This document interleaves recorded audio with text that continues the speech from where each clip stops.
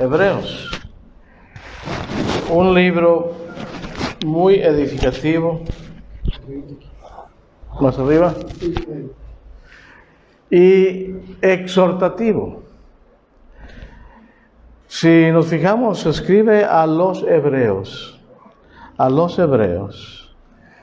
Estos eran judíos que no se relacionaban tanto con el idioma de los gentiles, con el griego, sino eran más genuinos, más apegados a la ley, eran más celosos a la ley, pero ahora eran cristianos. Entonces, el libro de los Hebreos escribe a cristianos que habían salido del judaísmo. Y había la tendencia en ellos de querer regresar a la ley antigua. Tenemos el Nuevo Testamento, el Nuevo Pacto, establecido sobre mejores promesas, y todo lo relacionado con el Evangelio y el Nuevo Pacto es mejor. Esa es la palabra clave del libro de Hebreos, mejor. El Evangelio, el Nuevo Pacto, Jesucristo, todo es mejor bajo esa nueva ley. Los cristianos habían salido del judaísmo a ser cristianos, pero tenían muy arraigada en sus raíces, en su cultura, en sus costumbres, todo eso relacionado a la ley, al judaísmo, a la cultura hebrea. Y algunos de ellos querían regresar a la ley de Moisés. Algunos de ellos querían regresar al Antiguo Testamento. Algunos de ellos querían obligar, ahí es donde entra esta cuestión de la circuncisión. ¿Ven? Algunos de ellos querían decir, y decían algunos, que para que uno sea salvo, se debe circuncidar, especialmente los gentiles. Ellos que no tenían la ley, el gentil no estaba acostumbrado a estas cosas. La circuncisión no era parte de los gentiles, pero sí era parte de los judíos, de los hebreos. Adelante, bienvenidos. Estamos en Hebreos capítulo 2 y estamos dando un repaso, un resumen básico de lo que es el libro de los Hebreos. ¿Y por qué escribe el apóstol Pablo este libro? Yo digo el apóstol Pablo, en realidad no sabemos quién haya sido. El escritor, más correctamente, el escritor escribe a estos cristianos de origen judío, origen hebrea. Y la tendencia de ellos era querer regresar a la ley de Moisés.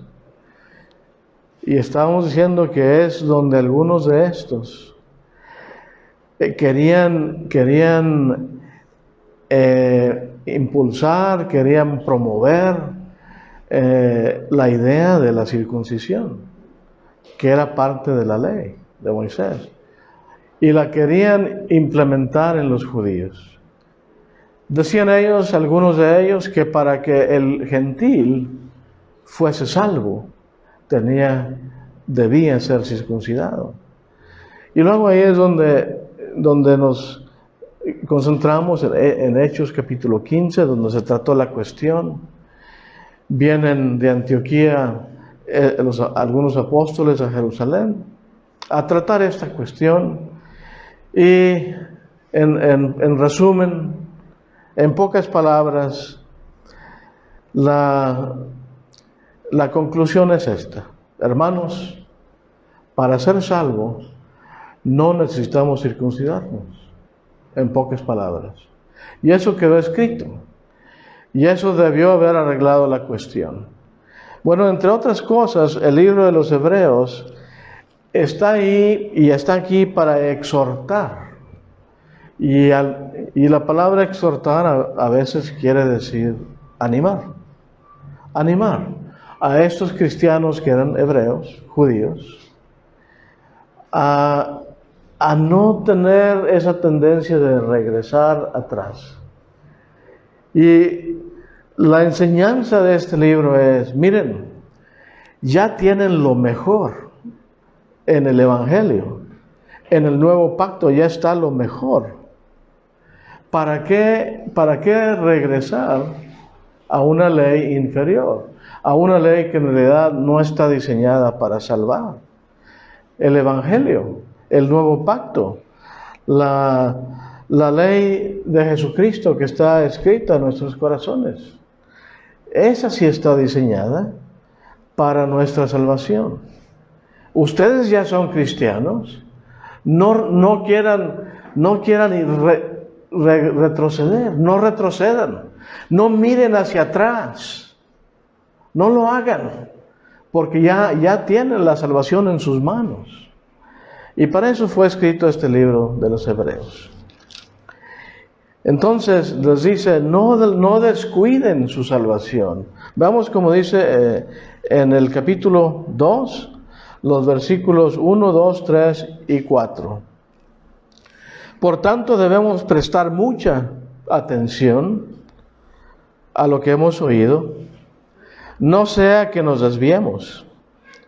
Porque si la palabra por medio de ángeles resultó ser inmutable, y toda transgresión y desobediencia recibió una justa retribución, ¿cómo escaparemos? Versículo 3. ¿Cómo escaparemos nosotros si descuidamos una salvación tan grande?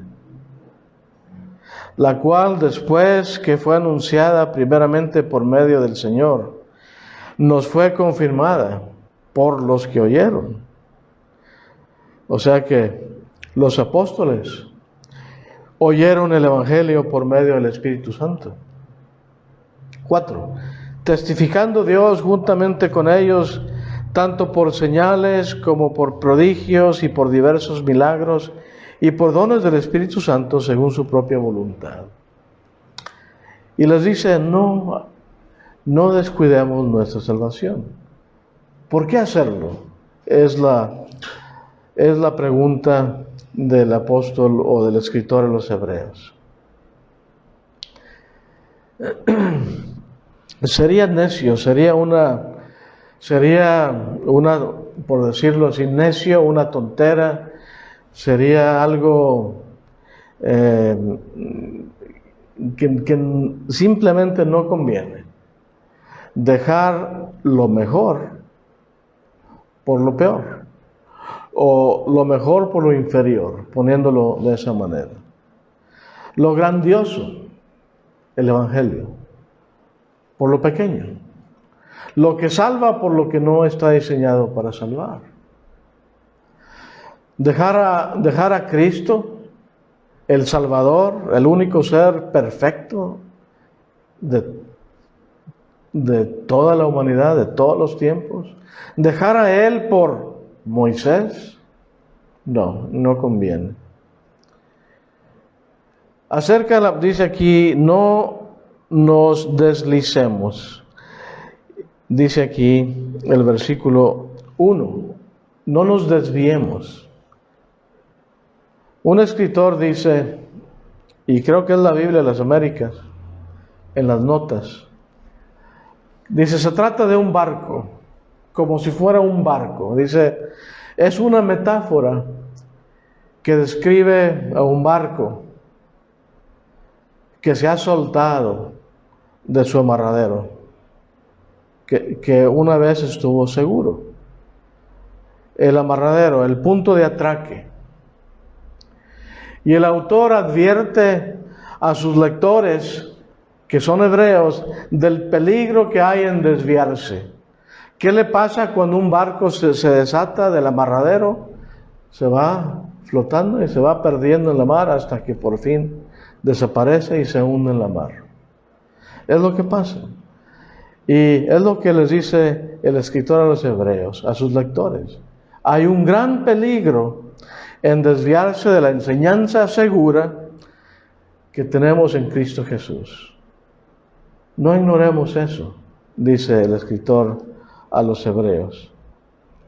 Entonces, para hacer esto más efectivo o más llamativo, vamos a ver las palabras claves que se mencionan aquí en esta epístola a los hebreos. Recordemos que el Evangelio está en su ápice, en la cumbre de todos los mensajes que jamás se hayan traído a la humanidad. El Evangelio, las buenas nuevas de salvación, traídas por Dios, es lo máximo, lo más alto que hay, el Evangelio.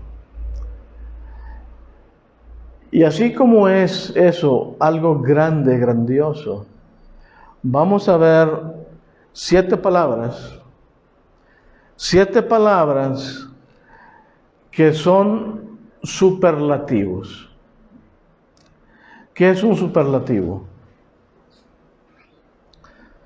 Un superlativo es una palabra que yo digo y que es grande y que nadie le puede ganar a un superlativo. Por ejemplo, yo voy a decir, y el primer superlativo que vamos a ver aquí es Jesucristo. Él es el autor, el origen, la fuente. Él es el principio, el fin. Él tiene las llaves de la muerte y del Hades. Él es quien está sentado a la diestra de Dios, del Padre, y está reinando desde el cielo, en su trono de gracia. ¿Hay alguien mayor que Él? Preguntamos de nuevo, ¿hay alguien mayor que Jesucristo? ¿Hay alguien mayor que Dios? No lo hay. Por eso decía, son 7 superlativos. Y el primero de estos es Jesucristo. Ahí está el primer superlativo, Jesucristo. Entonces le está diciendo el escritor de los Hebreos, miren, ustedes ya tienen el beneficio, ya tienen la garantía de ser hijos o hijos de Dios, coherederos con Jesucristo. ¿Hay alguien mayor que Él? No lo hay. No hay quien sea más grande que Él, porque Él es Dios. ¿Qué dice Hechos 4:12? Algunos lo sabemos de memoria. Y dice, ¿qué no dice? Que en ningún otro hay salvación. Y en ningún otro hay salvación porque no hay otro nombre bajo el cielo dado a los hombres en el cual podemos ser salvos. Ese es un superlativo. Hay otro nombre que podemos buscar aquí que digan, Él nos puede salvar. No lo hay. Entonces, el primero de estos superlativos, palabras que nadie puede ni siquiera igualar, mucho menos mejorar o superar, es Jesucristo. Hebreos 2, miren, estamos aquí en Hebreos 2, brinquemos al 10, el versículo 10, 2:10, porque convenía que aquel para quien son todas las cosas, y por quien son todas las cosas, llevando muchos hijos a la gloria, hiciera ¿qué? Perfecto, por medio de los padecimientos, ¿a qué? Al autor de la vida de ellos. ¿Podemos buscar otro sustituto? No. Alguien busque a alguien que diga, en Él podemos salvarnos. En Él está la salvación. Él es el autor de nuestra salvación. ¿Quién? Jesucristo. ¿Pero hay otro? No lo hay. Por eso nadie puede ni siquiera llegar cerca ni igualarse a Jesucristo. Es un superlativo. Es lo que estamos viendo. ¿Por qué 7 superlativos? Para enseñarle a los hebreos que ya tienen lo mejor. Cristianos, hermanos, ya tenemos lo mejor en Jesucristo. Ya Él es Dios, ya Él es, ya más allá, ya no hay alguien mayor que Él. Ya lo tenemos. El Evangelio es de nuestro Señor Jesucristo. Es de Él el Evangelio. Él es quien provee las buenas nuevas de salvación para toda la humanidad. ¿Hay alguien más? No lo hay. Por eso estos hebreos querían regresar. ¿Es Moisés alguien que se le llegue, que se le compare a él? Moisés sí era muy bueno, era profeta, era muy estimado por Dios. Guió al pueblo de Israel, lo sacó de Egipto, lo llevó a rumbo hacia la tierra prometida. Era bueno, muy bueno, estimado por Dios en gran manera. Pero era solo hombre. Los hebreos querían regresar y hacerle caso a un hombre. Y querían abandonar a Jesucristo. Entonces, por eso la primera palabra es Jesucristo. No hay nadie mayor que Él. Veamos el 12:2, capítulo 12 de Hebreos 2. Y se lo voy a decir de memoria, la frase que sobresale ahí dice, puestos los ojos en Jesús. ¿En quién? Jesús. ¿Quién es Él? Él dice, el escritor de los Hebreos nos dice quién es Jesús. ¿Quién es? El autor y consumador de la fe. ¿Hay alguien que se le compare? No lo hay. Entonces ya estamos viendo el propósito de escribir esta epístola a los Hebreos. Querían regresar a la ley de Moisés, el escritor dice, no, ya tienen lo mejor. No conviene regresar a algo a algo que nos salva. 2. Otro superlativo. Y voy a leer la primera epístola de Pedro, 1, 18 y 19. Dice así. Y también debo decir esto. Casi de cada lección, para cada lección tengo un folletito, un tratado. No hubo tiempo de imprimirlos, pero luego les haremos llegar un folletito de esta misma lección. Pedro, sabiendo que no fuisteis redimidos de vuestra vana manera de vivir, heredada de vuestros padres, con cosas perecederas como oro o plata, sino con ¿qué? ¿Qué dice Pedro? ¿Cómo fuimos redimidos? ¿Cómo fuimos comprados? ¿Qué fue lo que nos compró? ¿Qué fue lo que intercambió Dios para que fuésemos salvos? Su sangre preciosa, como de un cordero, sin tacha y sin mancha, la sangre de Cristo. ¿Hay sacrificio? ¿Acaso pudo haber un sacrificio mayor que el sacrificio de Cristo Jesús?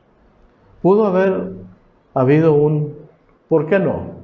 ¿Y por qué no hay un sacrificio mayor que el de Él? Porque es la sangre. La vida está... ¿Qué dice el Levítico? ¿Dónde está la vida? Yo sé que está hablando de la vida física del animal, que no hay que comer la sangre. Y por eso no comemos la sangre. Yo me acuerdo cuando crecí en Monclova, y mis abuelos les gustaba mucho. Ellos de seguido mataban chivitos como y aquí hay mucho de eso, de cabrito.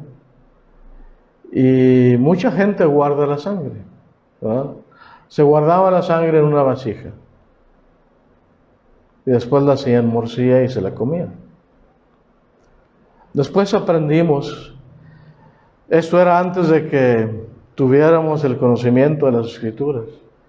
Después aprendimos lo que dice la Biblia y por eso ya no comemos sangre. Porque dice Levítico que la vida está en la sangre y no la debemos comer. Específicamente lo dice así. Está hablando de la sangre de animales físicos. Pero cuando hablamos de la sangre de nuestro Señor Jesucristo, cuando hablamos de esa sangre, ¿qué no es igual decir que la vida, nuestra vida está en la sangre de Él? Y estamos hablando de una vida espiritual. ¿Por qué es que tenemos vida nosotros? ¿Por qué es que nos llamamos cristianos? Por su sangre. Tenemos la vida de Él en nosotros.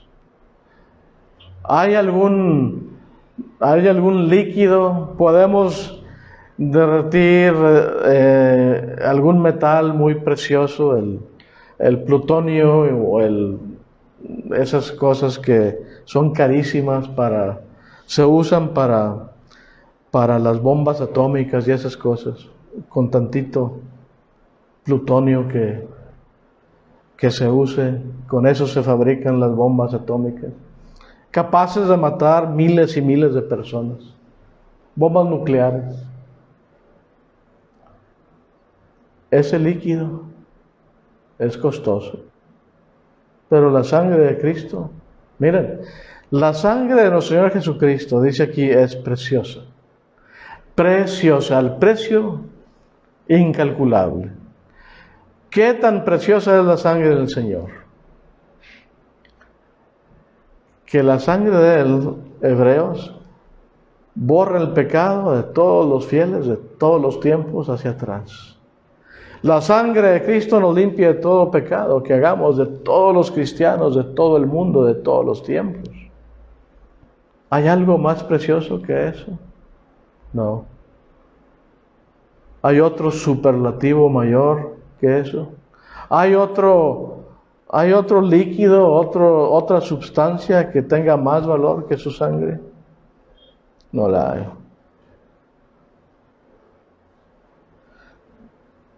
Cuando Juan, el Bautista, Juan el que bautizaba en el Jordán, vio al Señor Jesús de lejos. Y a sus discípulos les dice, miren, he ahí o he aquí el Cordero de Dios, que hace ¿qué? Dice Juan, he ahí el Cordero de Dios que quita el pecado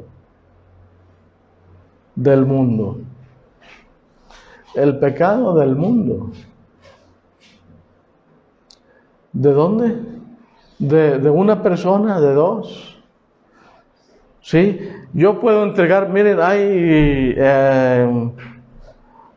hace poco escuché un corrido de un hombre que en un tren él salvó la vida de todos los pasajeros. ¿Cuántos serían? ¿20? ¿30? ¿Hubieran sido 40, 50 o 500 o 5,000 o más? No eran tantos, pero por más que hayan sido, nunca iban a salvar la vida de todos por los quienes el Señor murió. He ahí el Cordero de Dios que quita el pecado del mundo, dice Juan.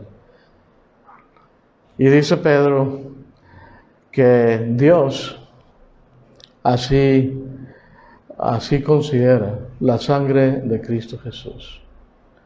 Perfecta, preciosa, como de un cordero sin mancha, sin tacha.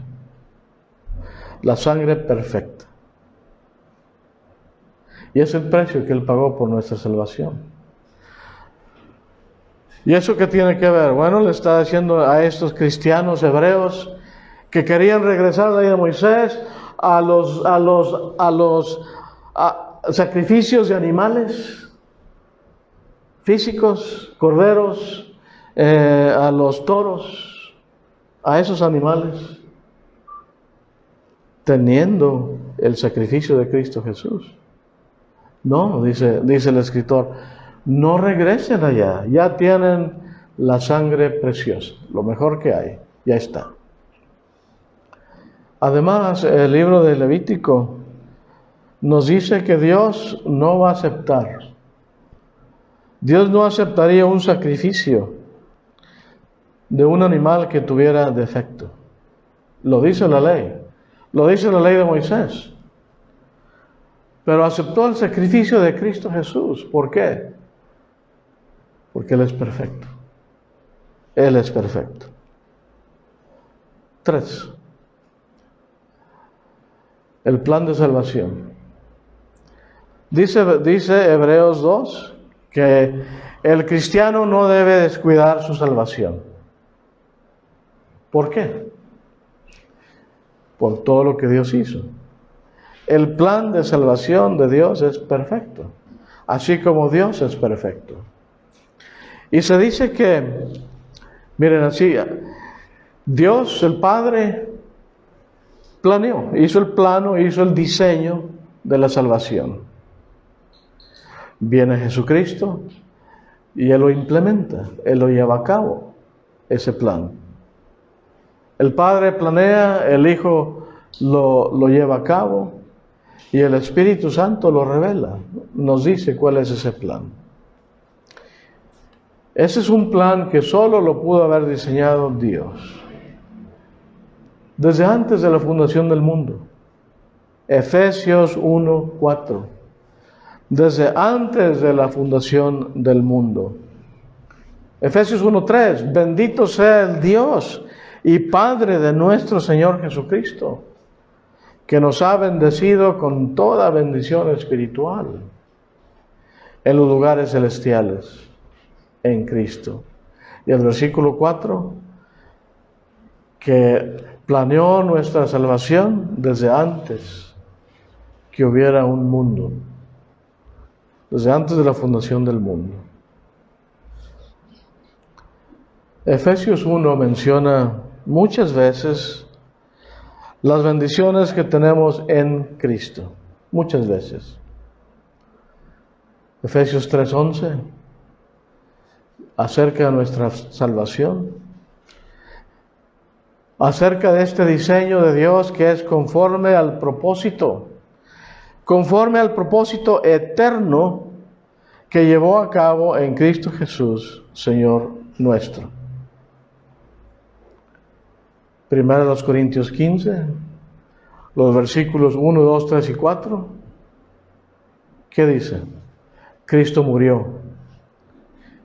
Él nació, Cristo murió, Cristo resucitó. ¿Para qué? Para cumplir con ese plan de salvación. Y el Espíritu Santo revela este plan. Si no hubiera Espíritu Santo, no tuviéramos este libro. ¿Por qué? Porque es Dios quien inspiró, Dios, el Espíritu Santo, inspiró a los hombres a escribir este libro. Este libro lo tenemos de Dios, por inspiración divina. Decimos que es la tercera persona de la deidad, el Espíritu Santo. Es Dios. La primera persona de la deidad decimos que es Dios el Padre. Nada más porque sí lo decimos en ese orden. Dios el Padre, el Hijo y el Espíritu Santo. Y decimos la primera, segunda y tercera personas de la deidad. El plan de Dios de salvación es un superlativo también. ¿Por qué decimos eso? ¿Hay alguien que pueda diseñarnos un plan de salvación?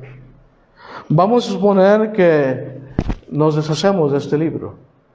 Vamos a esconder a este libro. A ver, junten a todos los sabios que haya por ahí en todo el mundo. Y entre todos diseñen un plan que nos pueda salvar. ¿Se puede hacer? No. Dios lo hizo. Dios lo hizo. Y es lo que está diciendo el escritor de los Hebreos. Les está diciendo, miren, ya tenemos el plan de salvación. ¿Para qué regresar a otro? ¿Ven? ¿Para qué regresar a otro? Entonces tenemos a Jesucristo, su sangre, el plan de salvación, y luego tenemos otro superlativo que es negativo. El pecado. ¿Habrá una mancha peor que el pecado? ¿Hay algo peor que pudiera ofender a Dios que el pecado? No lo hay. Mancha el alma. El pecado nos mancha el alma, el espíritu. Lo tiñe, lo destruye al hombre. Y por causa del pecado, el hombre está destinado a ser castigado. La paga del pecado es muerte, dice el apóstol Pablo. La paga del pecado es muerte. ¿Qué otra cosa causa la muerte? Miren, fijémonos bien en eso. ¿Hay algo, otra cosa, otra razón, otro motivo por el cual el hombre muere? Adán y Eva murieron espiritualmente y físicamente por el pecado. No hubo otra razón. El hombre, ahora en nuestros días, ¿por qué es que el hombre muere? ¿Por qué es que estamos separados de Dios? ¿Cómo se llama eso? Pecado por el pecado. Por más chiquito que sea, por más pequeño que sea, es tan grande el pecado que se paga con muerte. Eso lo dice Pablo en Romanos 6, versículo 23. Romanos 6, 23. El pecado es infracción de la ley. 1 Juan 3, 4. El pecado nos separa de Dios. Isaías 59, versículo 2. ¿Qué es lo que separa al hombre de Dios?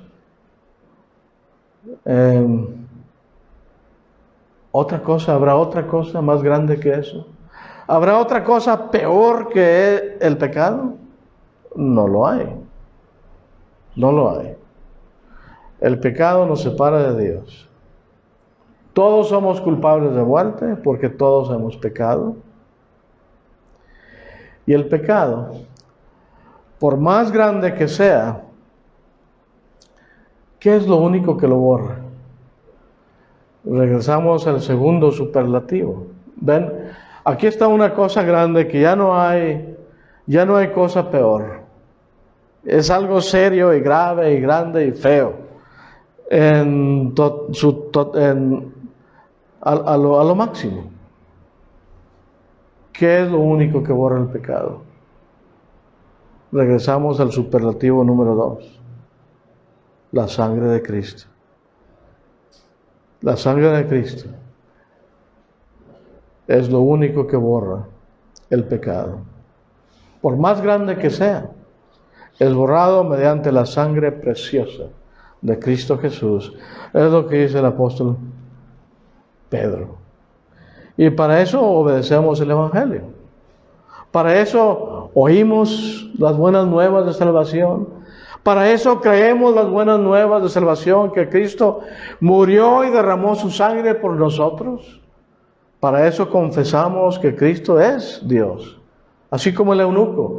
Él le dice a Felipe, mira, aquí hay agua que impide que yo sea bautizado. ¿Qué le dice Felipe? Si crees de todo corazón, bien puedes. ¿Y qué dice el eunuco? ¿Cuál fue la respuesta? Yo creo que Jesucristo es el Hijo de Dios. Y fue bautizado y siguió gozoso su camino. ¿Para qué? ¿Para qué todo eso? Porque él quería ser limpio de sus pecados. Él venía leyendo a Isaías, y el libro de Isaías menciona que es el pecado que nos separa de Dios. Isaías 53 habla de Jesucristo y el sacrificio que Él vino a hacer por todos nosotros. Por grandes, por numerosos que sean nuestros pecados, Dios promete borrarlos y no olvidarse y olvidarse de ellos, no recordarlos nunca más, si le obedecemos. Si hay obediencia, y por esta razón, dice el escritor a los hebreos: hermanos, no descuidemos una salvación tan grande. Ya tenemos esta garantía de parte de nuestro Dios, que Él nos ha perdonado nuestros pecados. Ese es el superlativo número 4, el pecado. 3 más. Y superlativos. Y hago la pregunta: ¿puede haber un castigo, aunque todavía no lo conocemos totalmente? ¿Pudiera haber una forma de castigo más grande que el castigo eterno? Que el lago que arde con fuego y azufre por la eternidad. ¿Puede haber un castigo peor que ese? ¿Puede haber un castigo peor o mayor que el infierno? Eso lo vemos en la historia del rico y Lázaro, en Lucas, ¿verdad? Estoy atormentado en esta llama, grita el rico, y le dice a Abraham, al Señor Padre Abraham: tengo 5 hermanos y envíalos a la tierra, porque no quiero que vengan ellos a este sufrimiento, a este tormento, porque no hay algo peor que el castigo eterno. La salvación es tan grande, puesto que nos salva de este gran peligro.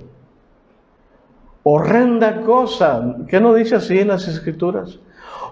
Y con esas palabras: horrenda cosa es caer en manos del Dios vivo, cuando el hombre desobedece o no obedece a Dios. Horrenda cosa. Estos irán, los que no fueron fieles, obedientes a Dios, estos irán al castigo eterno, pero los justos a la vida eterna. Mateo 25, versículo 46. Y eso de horrenda cosa está aquí. ¿Saben dónde está eso que dice horrenda cosa?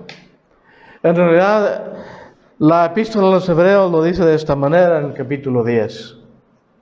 Es Hebreos 10:27. Miren cómo dice el escritor. Hebreos 10:27. Sino cierta horrenda, y estoy leyendo de la Biblia de las Américas, cierta horrenda expectación de juicio y la furia. Qué palabras, ¿verdad?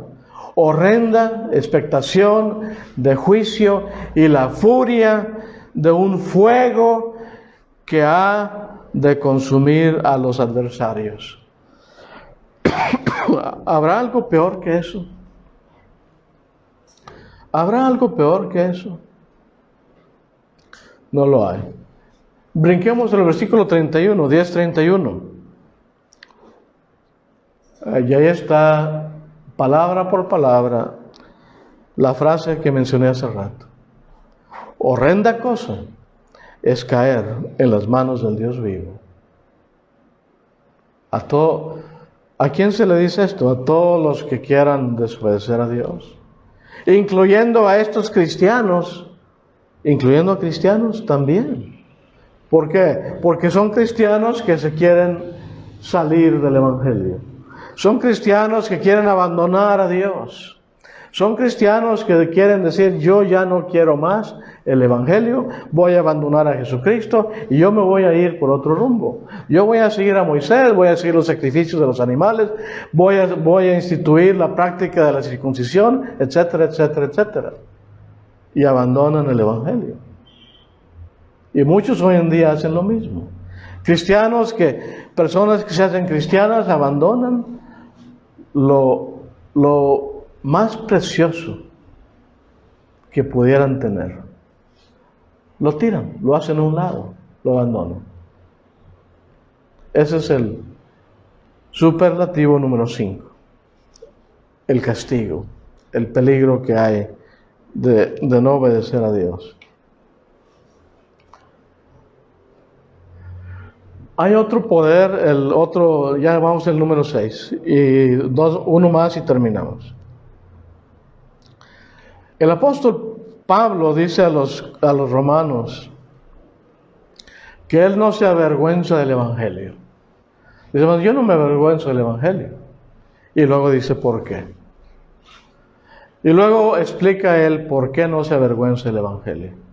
Dice, yo no me avergüenzo del Evangelio porque es poder de Dios para salvación. A todo aquel que cree, al judío primeramente y también al gentil, al griego. Él no se avergüenza del Evangelio. Y tal vez está diciendo eso porque está escribiendo a gentiles, a cristianos que están en Roma, y les está diciendo, miren, no confíen en el gobierno romano, porque el gobierno romano, aunque pueda ofrecerles muchas garantías, no les va a salvar su alma. El Evangelio sí. A los judíos, miren, ustedes que son judíos, no confíen en el sistema judaico, no confíen en Moisés, no confíen en toda esa ley, porque todo aquel sistema de ley antigua no los va a salvar. El Evangelio es el poder de Dios para salvación. A todo aquel que cree. Al judío, sí, dice al judío primeramente, y también al gentil. ¿Y por qué al judío primero? ¿Por qué el judío tenía el privilegio de que fue anunciado el Evangelio? Lo dice Pablo en Romanos. Porque ¿de dónde vino Jesucristo? ¿De qué linaje? ¿Que no era él la simiente de Abraham y venía de ese linaje de judíos? Y Dios escogió al pueblo. ¿Cuál era el pueblo de Dios escogido? Los judíos. Siendo así, Dios les dio la prioridad de recibir a ellos por primera vez el Evangelio. ¿A quién predicó el apóstol Pedro, ¿a quién predicó el primer sermón que se predicó? Registrado en Hechos capítulo 2. A todo judío. A judíos que vinieron de muchas partes a Jerusalén. Hechos capítulo 2 registra que venían como de 17 países o de 17 lugares donde hablaban 17 diferentes idiomas. Y toda esa gente eran judíos, de aquí, de allá, del Ponto, dice Pedro, que venían de todas estas partes.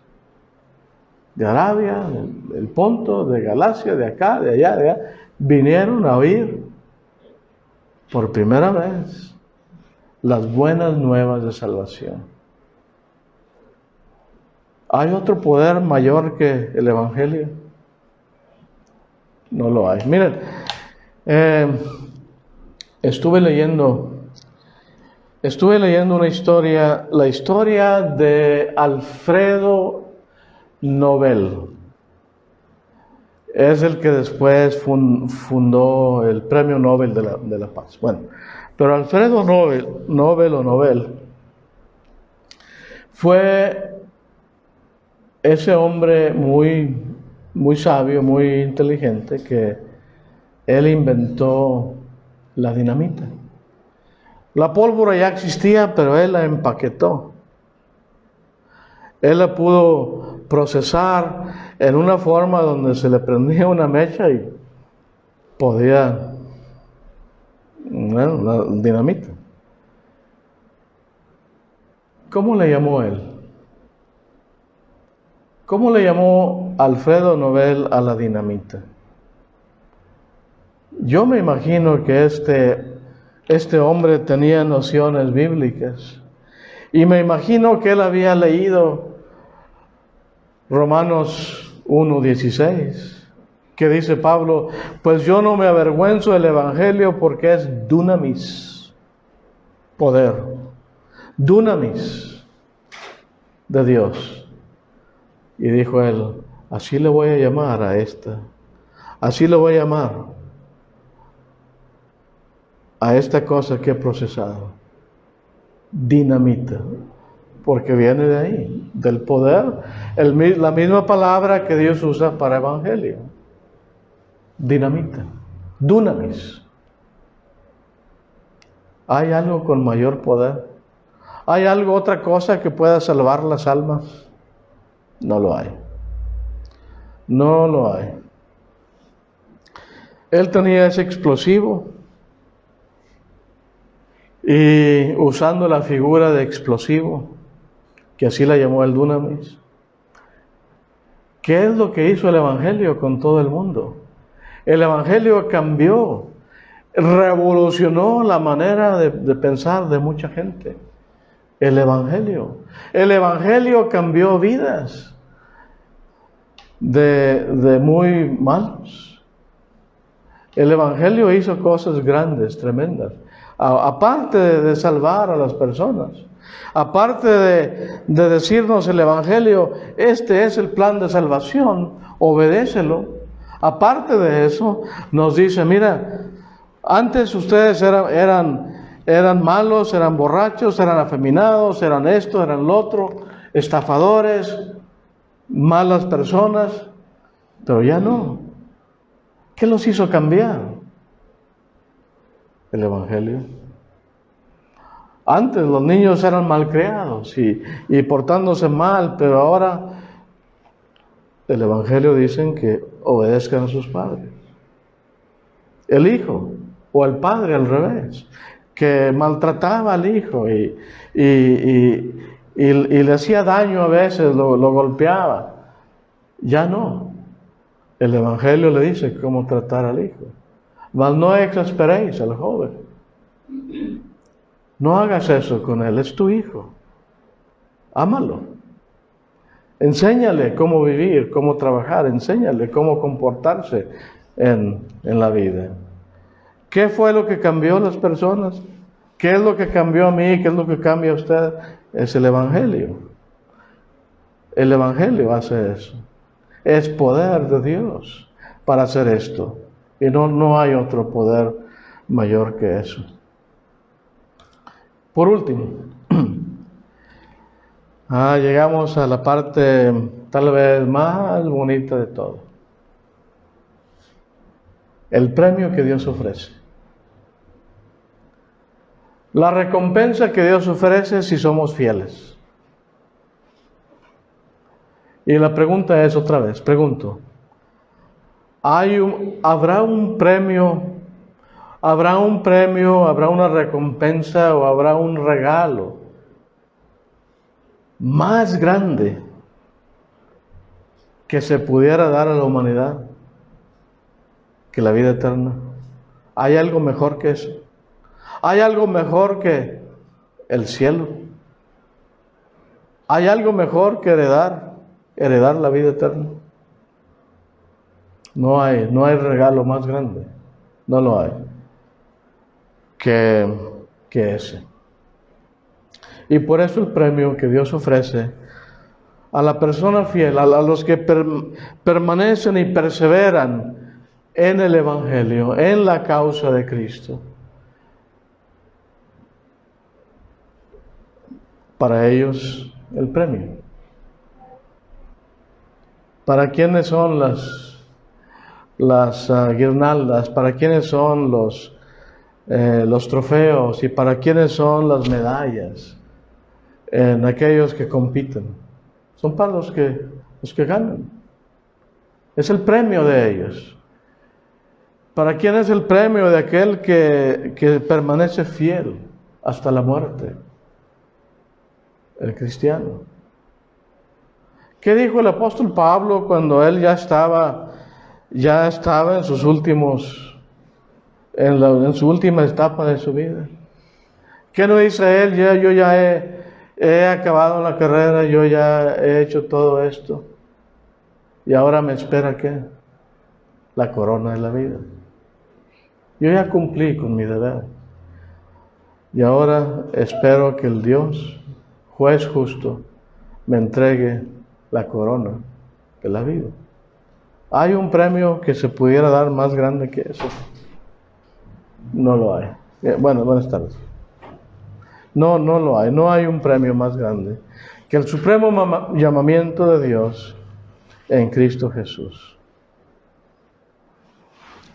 Ahora, si lo perdemos, como estaban los hebreos en peligro de perderlo, vamos a suponer que estamos aquí, y ha habido casos en las Olimpiadas que se otorga un premio. Por ejemplo, les voy a dar un ejemplo. Se otorgó un premio, la medalla de oro, a un corredor que ganó. Pero después lo investigaron y se dieron cuenta que había usado una cierta clase de droga. Y le quitaron su premio. Le quitaron su premio. Le quitaron la medalla de oro. ¿Puede suceder eso con el cristiano? Sí. Puede suceder.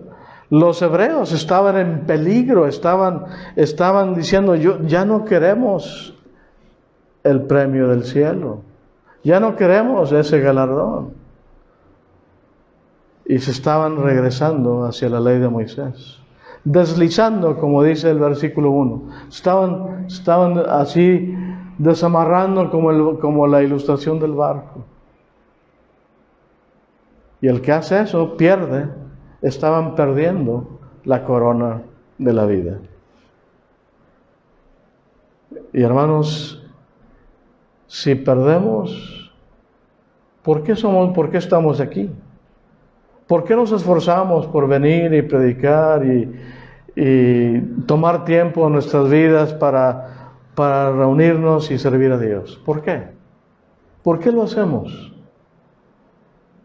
Amamos a Dios porque Él nos va a dar el premio. Por eso estamos aquí. Y si lo perdemos, y si acaso llegamos a perder ese premio, si llegamos a perderlo, lo hemos perdido todo. Y llegamos a ser de los hombres, de las personas del mundo, los más miserables que hay. Porque lo tuvimos lo mejor y lo perdemos. Y ese es el mensaje de Hebreos a estos cristianos que querían dejar el Evangelio, querían dejar a Cristo, querían dejar todo lo que tiene que ver con el sacrificio que hizo nuestro Señor Jesucristo. Querían dejarlo por seguir a Moisés. Y en parte por eso se escribe Hebreos, para animarles a que no lo hagan, no lo pierdan, sigan, ya tienen lo mejor, sigan adelante. Sigan siendo fieles a Cristo. Ninguno que pone su fe, su vista en el arado, dijo Jesucristo, y voltea hacia atrás, es apto para el reino de Dios. ¿Qué pasa cuando un agricultor va arando? Yo me maravillo cómo es que los surcos van bien derechitos. Y ellos no lo hacen no ponen un hilo de una punta de su terreno a la otra y lo siguen, no. Ellos con la vista fijan un lugar, un árbol, un punto allá en la distancia y no lo dejan de vista y siguen el arado en vista de aquel objeto y el surco se va bien derecho. Y una vez que hacen el primero derecho, ya todos los demás son bien derechitos. Ninguno que quita la vista del arado es apto para el reino de Dios, dijo Jesucristo. No mirar atrás. Y por eso dice el escritor a los Hebreos también, y con esto terminamos, puestos nuestros ojos, ¿en quién? En Jesús. Puestos nuestros ojos en Jesús, porque Él es el autor de nuestra salvación. Y gracias por su muy fina atención.